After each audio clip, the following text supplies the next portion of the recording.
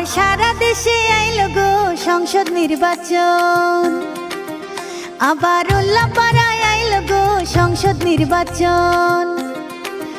হায়রে আকবর ভাই যোগ্য নেতা বলে জনগণ গো, বলে ভোটারগণ। হায়রে আকবর ভাই যোগ্য নেতা বলে ভোটারগণ গো, বলে জনগণ। আবার উল্লাপাড়ায় আইলো গো সংসদ নির্বাচন, আবার সারা দেশে